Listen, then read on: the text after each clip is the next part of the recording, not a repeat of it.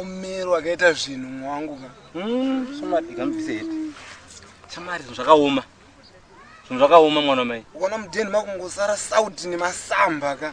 Azvine zvisina kumira bho. Toita sei? Bozi plan ndo chigai. Wangu. Isingati ngahande tinotsara. Tinotsara ku? Chero. Atitsvage kunotsara. Wangu topinda. Wapedza. Kuchidhara chache marori. Magonyeti. Mukadzi wacho ndozana naye. Indosvika ndoita sei? Ndopfimba chimoko chani chake. Ione kuchibhaizira chimoko. Iwe tichingosvika room yacho imba yacho yakarongeka. Ini tichingosvika yobva kumbira chi. Iwe pachimoko. Iwe unongoita room yacho unongoita straight iri kumberi. Unonoiona. Indofaranjira sei? Ndakambotaura nacho kudhara varatina kupera. Ayovho. Uchingonoti padeni iwe kuchimoko. Aiwa bolato. Bolato. Mdara. Biseko. Sese mdara. Mushe. Upenyu. Upenyu wakanaka. Nditika. Alright. Upenyu wakanaka. Uita sei mdara? Achifunza wakatoenda ku post office. Mdara ka. Anoona mukapinda mukatena mabuilding ari pasera yakatonyorwa kunzi post office so panotooneka. Okay. Patori padhuze matosvika nyika. Matosvika mdara. Matofambisa. Mati basa komana. Asachikumbira kuti mukazana mukanaka. Muzosvika ku church. Timboonesana nzira kuti tingasvika sei kudenga tese. Ndauza post office mdara.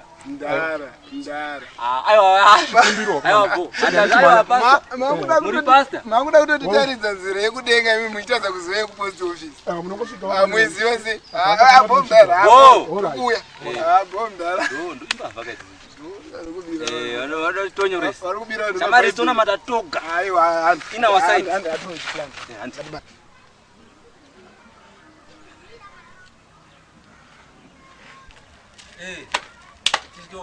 Shigai. Yafumbo. Mbuya. Muriseko. Komana. More. Makazorora zvimba mvura. Kupisa. Auya tozotogara padhuze nemi. Ngavagara. Padhuze nambuya. Chimbuya chedu. Gogra. Mazano smart chedu.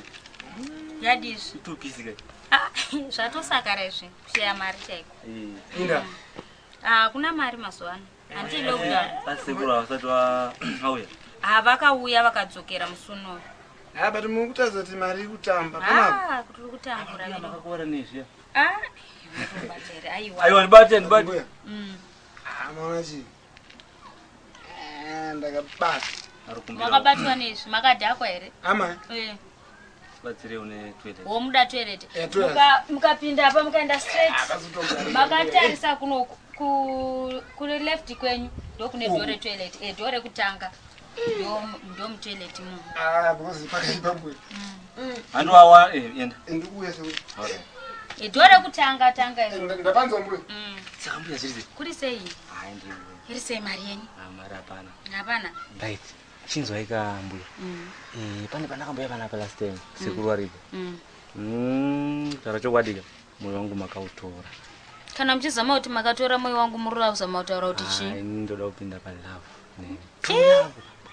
Avapo. Zvinotyisa. Azvityise. Inini pana apa da kutaurirai. Ndakaona zvakawanda. Vanhu vemagonyeti vanotyisa. Vanotyisa chi? Kana mangozvipira nekuti Aiwa anofamba. Aiwa ndazvipira. Zvinenge zvisina zvokuipa. Handitika. Asi munongogara ukaziva kuti anofamba vanoenda kune dzimwe nyika vane pavakabata pamwe hauzozi unochingoti ndakanaka iwe wakatewa. Ini nditori ini panotori ng'anga. Aiwa handiri ng'anga. Alright, kana mangozvipira. Kusaziva abata moto nazi totipinza bisi ave kurwara nepfungwa unenge mweya weshavi unoda kuteure ropa ngatichibatana tigadzire musha wedu tikasabatana tazvipa urombo kusabatana akanobata ndokawanda achiti apedza namo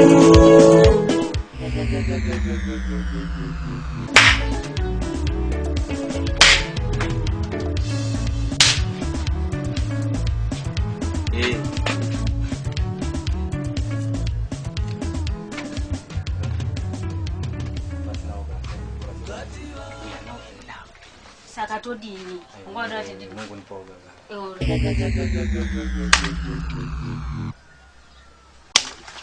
chifuti. Bo. Bo. Bo. Bo. Nenda kutotya zvino. Handitika. Ngakurendi tore phone yangu.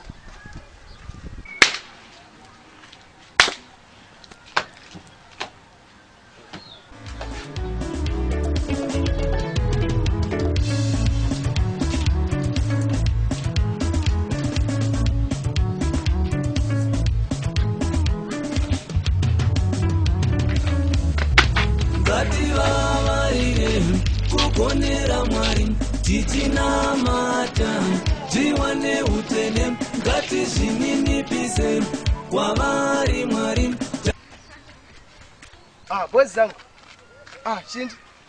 Kochia mwana. Asi kudhakwa here. Kuzva musina kudhakwa. Ingati tiite semanyi manje. Uya kuno boys zangu.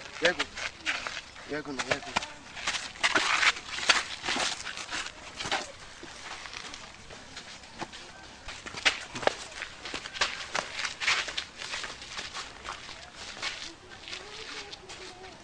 Tishiba mfundisi. Sikia kumana. Wakanaka. Wakanaka shuma mfundisi. Koinda. Ndauya nawakomana mfundisi. Pane zvikiitika pavari. Wakomana wananga utombomwa domu but ndauya nawo kwamuri kunokuvabatsira. Uraita wakomana pakanaka.